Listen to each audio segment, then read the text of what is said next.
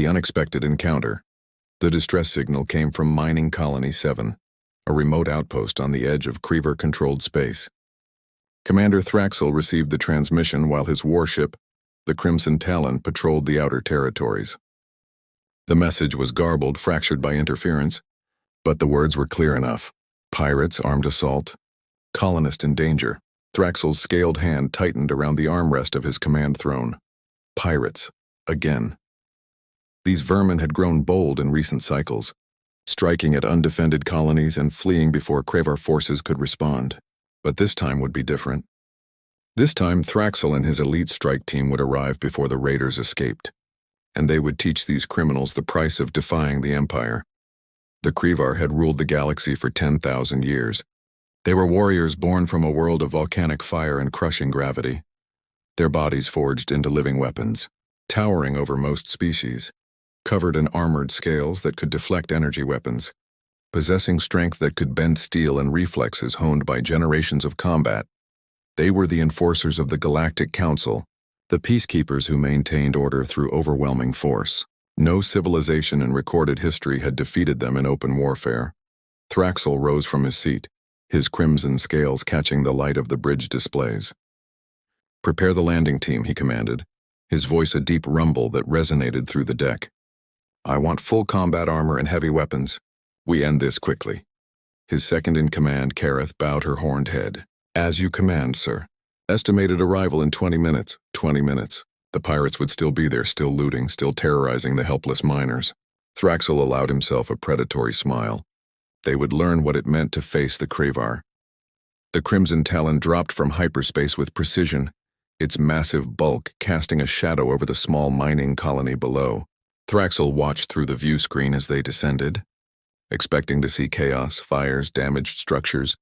Perhaps the pirates' ships still docked at the landing platforms. Instead, everything looked quiet. Too quiet. Kareth's brow ridges furrowed as she studied her sensor displays. "Commander, I'm detecting no active weapons fire. No pirate vessels in orbit or on the surface. Colony infrastructure appears intact." Thraxel's eyes narrowed. "Life signs? Colonists present and accounted for. Also detecting... Wait." She looked up, confusion evident in her reptilian features. "There are approximately 40 life signs in the colony's detention center, and 12 unknown signatures in the administrative building." "Unknown? The biological profiles don't match any species in our database, sir." Before Thraxel could respond, a new transmission came through. The face that appeared on the view screen was unlike anything he had seen before. Small, smooth-skinned, with strange forward-facing eyes and a crown of dark hair. The creature wore no armor, carried no visible weapons, and smiled with an expression that somehow conveyed both friendliness and absolute confidence. "Krevar warship. This is Captain Elena Reeves of the Earth exploration vessel Horizon's Edge. Welcome to Mining Colony 7. Sorry about the mess. We got here first." Thraxel stared at the screen, momentarily speechless. This tiny, fragile-looking being was addressing him with the casual ease of an equal, as if she hadn't just claimed to have handled a pirate raid that should have required a full Kravar battle team.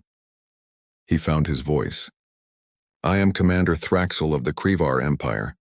Identify your species and explain your presence in our territory." The creature's smile widened. "We're human from a planet called Earth. We received the same distress call you did and happened to be closer. The pirates are all secured in the detention center, unharmed but very cooperative. The colonists are safe and we've already begun repairs to their communication array." "You secured 40 pirates?" Kareth whispered, disbelief coloring her tone. 43, actually," the human, Elena, corrected cheerfully. "They had a few extra crew members hiding in their ship's cargo bay. Took us about 2 hours from start to finish." Thraxel's claws dug into his armrest. 2 hours.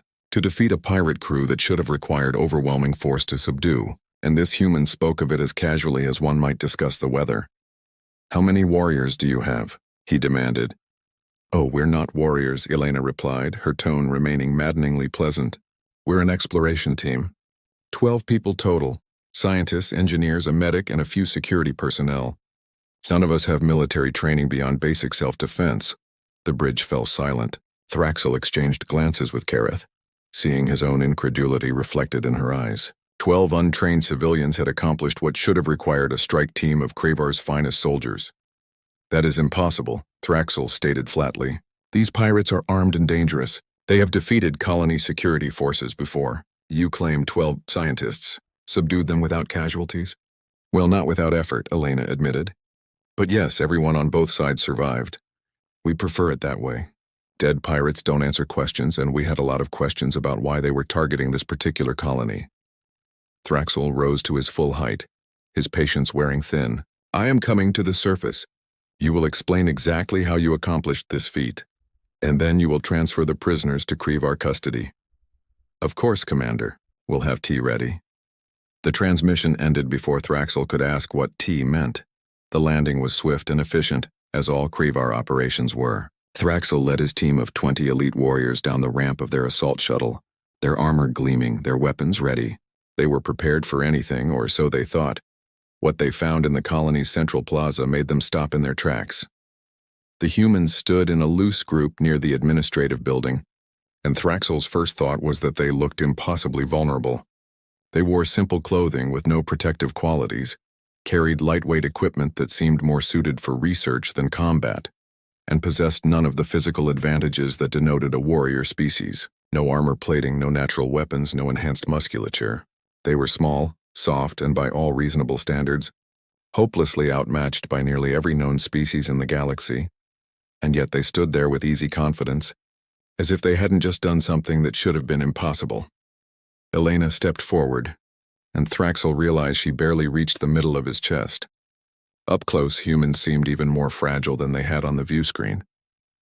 Their skin looked thin enough to tear, their limbs slender and lacking obvious strength.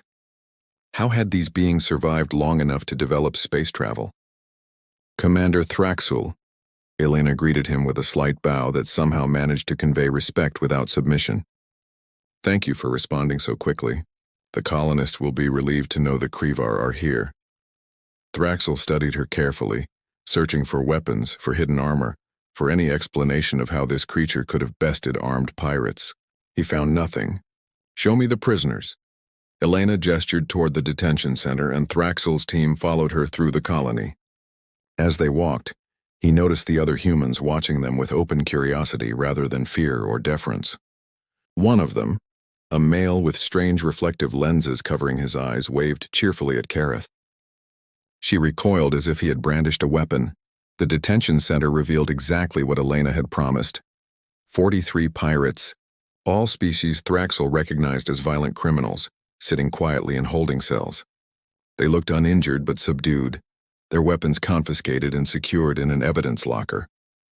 Thraxel approached the nearest cell, where a Thracian mercenary, a species known for their vicious temperament and physical prowess, sat with his 4 arms crossed.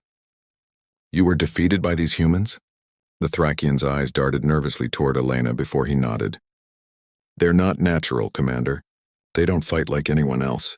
They don't follow the rules. Rules? Thraxel's tail lashed in agitation. Combat has no rules beyond victory and defeat. That's what they said, the pirate muttered. Right before they turned our own tactics against us, made us think our ship was exploding, and had us surrendering to people we couldn't even see. Thraxel turned to Elena, his confusion giving way to irritation. Explain. Now. Elena pulled out a small device. Humans seemed to love their portable technology, and projected a holographic display into the air. We recorded the entire encounter for documentation purposes. Would you like to see how we did it? Without waiting for an answer, she began playing back footage from various angles, and Thraxel watched with growing disbelief as the human's strategy unfolded before him. They had not relied on strength or armor. They had not charged into battle with overwhelming force. Instead, they had observed the pirates' patterns, identified weaknesses in their coordination, and exploited every psychological vulnerability they could find. The humans had used sound generators to create false sensor readings, making the pirates think their ship was suffering critical failures. They had employed holographic projections to make their 12-person team appear to be dozens. They had hacked into the pirates' communication network and fed them false information, turning the raiders against each other with carefully crafted lies. By the time the pirates realized they were beaten, they were surrounded by humans who had never fired a single lethal shot. This is... Thraxel struggled for words. This is not combat. This is deception, trickery. We prefer to call it strategy, Elena corrected gently. We're not strong enough to fight fair, Commander. So we don't fight fair. We fight smart. Kareth stepped forward, her voice tight with something Thraxel couldn't quite identify. You defeated warriors without honor. You won through lies and illusions. We won without killing anyone, Elena countered, her pleasant demeanor never wavering. Every pirate here will face justice. Every colonist is safe, and we accomplished it with 12 people against 43 armed criminals. I'd say that's pretty honorable. Thraxel felt his worldview tilting on its axis. For 10,000 years, the Kravar had believed that strength was the ultimate virtue, that victory came through superior force and warrior skill. They had built an empire on this principle, had maintained peace through the threat of overwhelming military might. And now these small, soft, impossibly fragile humans were suggesting there was another way. Your methods are unorthodox, Thraxel said carefully, choosing his words with more thought than usual. The Kravar fight with honor, face to face, strength against strength. And you're very good at it, Elena acknowledged. But we can't compete with you on those terms. We'd lose every time. So we developed different methods, tactics that use intelligence and creativity instead of brute force. One of Thraxel's warriors, a young male named Vexar, spoke up from the back of the group. You fight without courage. You hide and deceive rather than meeting your enemies directly.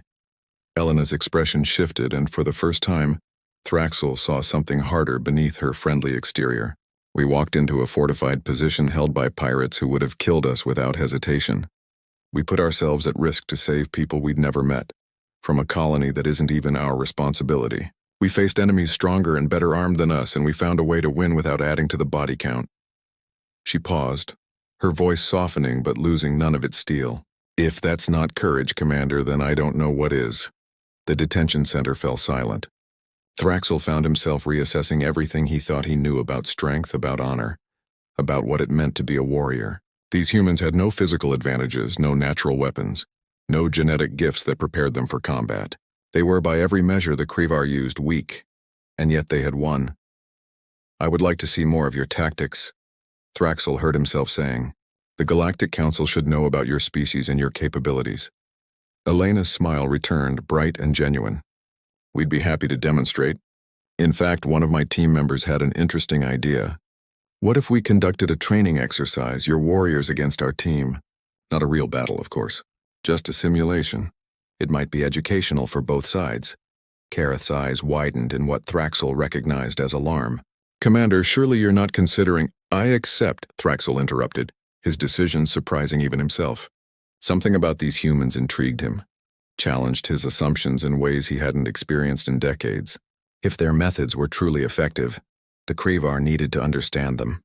And if they were simply fortunate amateurs, a training exercise would expose their limitations quickly enough.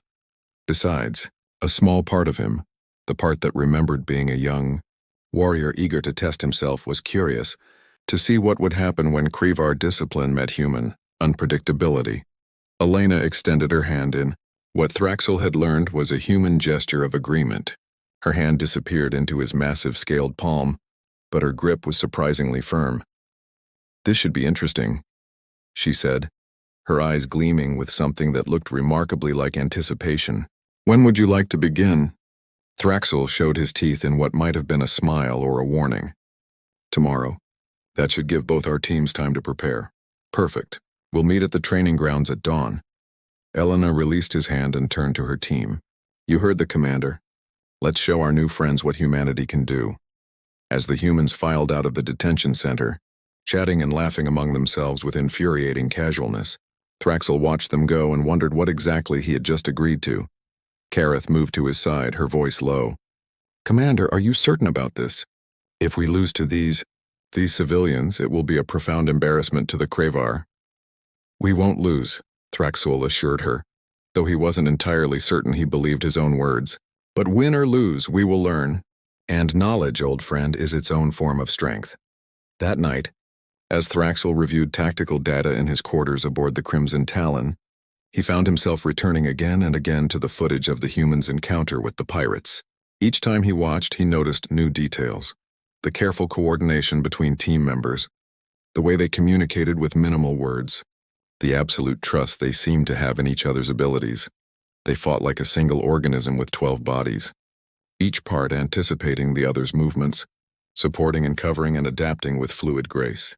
It was, Thraxel admitted reluctantly, beautiful in its own strange way, different from Krevar tactics which relied on individual warrior excellence within a rigid command structure.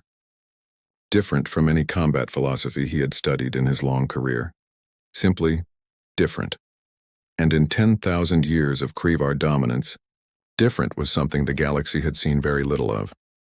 Thraxel shut down the display and prepared for rest, but sleep came slowly. Tomorrow would reveal whether humanity's methods were brilliant adaptation or fortunate accident. Tomorrow would show whether these small soft beings truly deserved the respect they seemed to expect as their due. Tomorrow, the Krevar would learn what it meant to face an enemy that refused to play by the established rules. And somewhere in the back of his mind, Commander Thraxel, veteran of 1,000 battles, champion of the Krevar Empire, warrior who had never known defeat, felt something he hadn't experienced in decades, uncertainty. And beneath that, barely acknowledged but undeniably present, was a spark of something else entirely. Excitement. The impossible victory dawn on Mining Colony 7 arrived with the cold clarity of a world still recovering from the previous day's chaos. The training grounds, a vast, open area dotted with obstacles, structures, and varied terrain designed for emergency drills, had been transformed overnight into a battlefield simulation. Commander Thraxel stood at the northern edge, surveying his warriors as they completed their final equipment checks, 20 of the Krevar Empire's finest, each a veteran of numerous campaigns, each trained from youth in the art of warfare. They wore full combat armor, carried stun weapons calibrated for the exercise, and moved with the disciplined efficiency of a military machine refined over millennia. Across the field, the humans gathered in a loose cluster that made Thraxel's tactical instincts itch. No formation, no obvious command structure, no military bearing whatsoever. They wore the same casual clothing from the previous day, carried their lightweight equipment, and seemed to be engaged in what looked like a casual conversation rather than a pre-battle briefing. One of them was drinking something from a container and laughing at something another had said. Kareth approached, her armor gleaming in the early light. All teams are ready, Commander. Rules of engagement established, stun weapons only, surrender signals will be honored, exercise ends when one side achieves total victory or tactical objectives are met. And the humans have agreed to these terms? Captain Reeves confirmed. She seemed... Kareth paused, searching for the right word. Amused. Thraxel's tail twitched in irritation. These humans showed no proper respect for what was about to occur.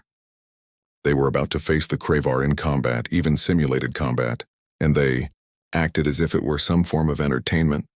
Perhaps this exercise would teach them the difference between defeating disorganized pirates and facing true warriors. Lena separated from her group and walked to the center of the field, and Thraxel moved to meet her. Up close in the bright morning light, the physical disparity between their species was even more stark. She would need to tilt her head back significantly just to make eye contact with him, and he could probably lift her entire body weight with one hand. Good morning, Commander. She greeted him with that same infuriating pleasantness. Beautiful day for a friendly competition. Perhaps this exercise would teach them the difference between defeating disorganized pirates and facing true warriors. Elena separated from her group and walked to the center of the field, and Thraxel moved to meet her. Up close in the bright morning light, the physical disparity between their species was even more stark.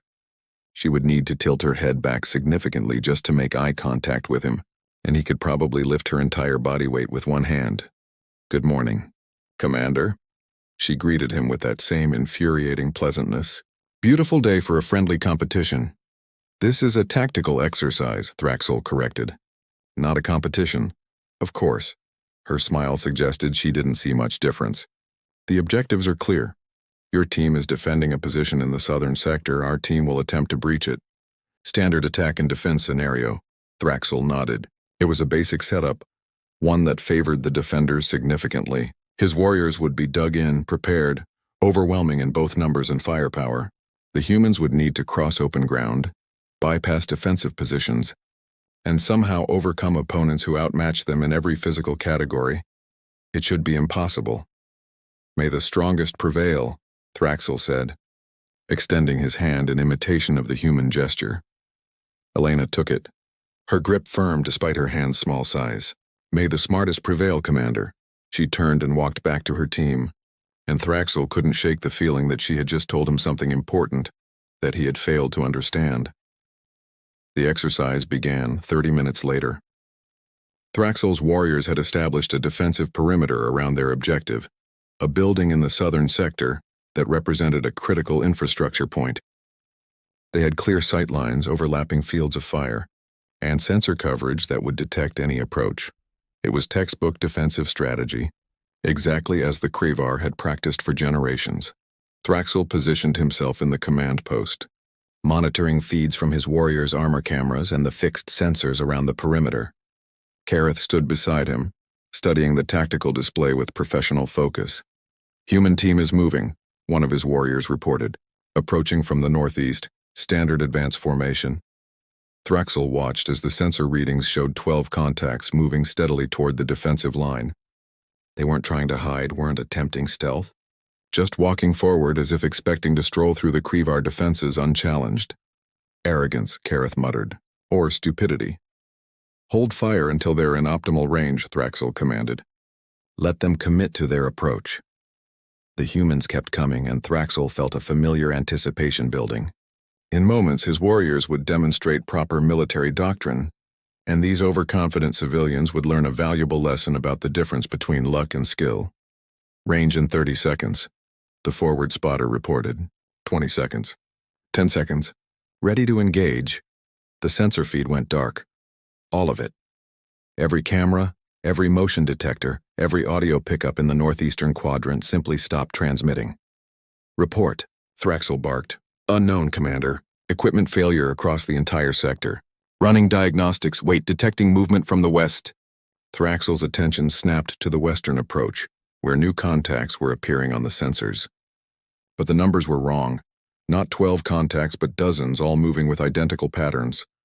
Impossible, Kareth breathed. They can't have replicated themselves. One of the forward warriors opened fire, his stun round striking the leading contacts. They flickered and disappeared, holographic projections just like the ones used against the pirates. Decoys. Thraxel roared. All teams maintain positions and search for the real. An explosion rocked the southern perimeter. Not real ordnance, this was a training exercise, but a simulated blast that registered as a direct hit on one of his defensive positions.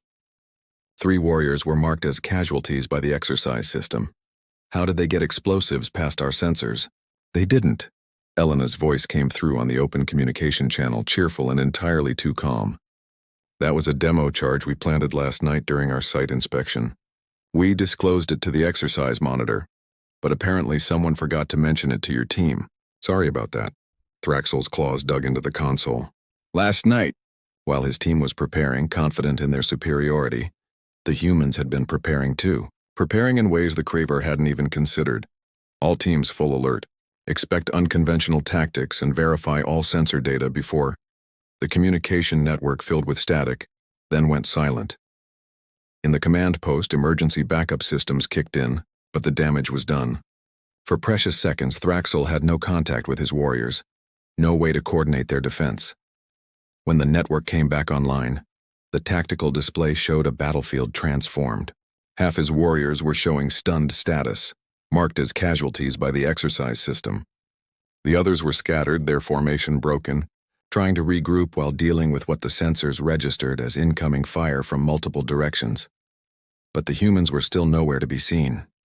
Commander, we're taking hits but can't locate the source, one of his warriors shouted over the channel. Sensors show hostiles all around us, but every time we return fire, they're not there. Thraxel watched the chaos unfold with a growing sense of unreality. This wasn't how battles were supposed to proceed. There should be clear lines, identifiable enemies, straightforward tactical problems with military solutions. Instead, his warriors were fighting ghosts and shadows, each move countered before they could execute it, each strategy undermined by tactics that shouldn't work according to every principle of warfare the Krevar had developed. "They're hurting us," Kareth said suddenly, her voice tight with realization. "Look at the pattern. Every attack pushes our warriors toward the center, concentrating our forces." She was right.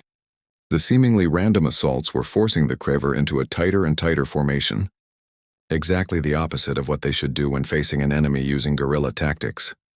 All teams disperse immediately. Too late. A series of coordinated stun blasts erupted from positions Thraxl's sensors had registered as clear moments before. The concentrated Krevar warriors, caught in the open with no cover, were overwhelmed in seconds. The exercise system marked them all as casualties. In less than 15 minutes, the humans had completely dismantled a defensive position that should have been impregnable. Thraxl stood in stunned silence, staring at the tactical display that now showed only 12 active contacts, all human, all converging on the command post where he and Kareth remained. Elena's voice came through the speakers, still impossibly cheerful. "Commander Thraxl, your position is surrounded. Do you wish to surrender, or should we continue the exercise?" Every instinct Thraxl possessed screamed at him to refuse, to keep fighting, to find some way to salvage victory from this disaster. But he was a realist above all else, and reality had just taught him a profound lesson. "We surrender," he said, the words tasting strange in his mouth. Exercise complete. The after-action review took place in the colony's conference room, with both teams present and the exercise monitor displaying footage of what had actually occurred. Thraxl watched in silence as the truth of humanity's tactics became clear. The humans had never been in the northeastern quadrant.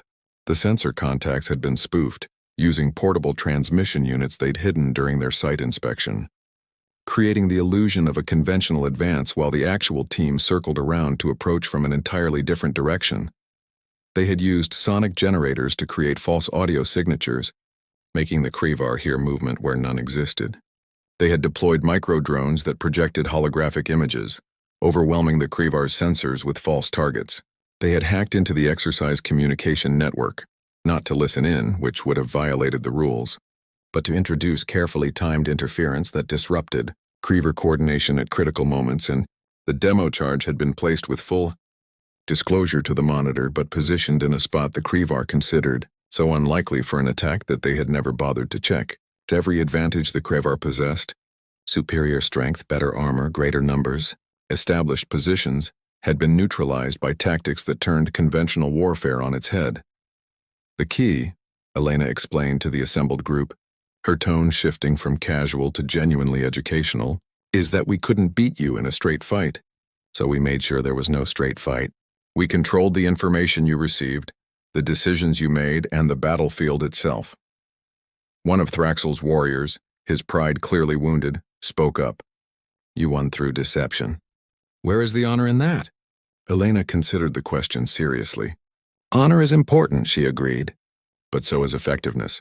And so is survival. My species developed on a world where we were not the strongest, not the fastest, not the most physically capable. We survived because we learned to think, to adapt, to use tools and tactics that compensated for our physical limitations.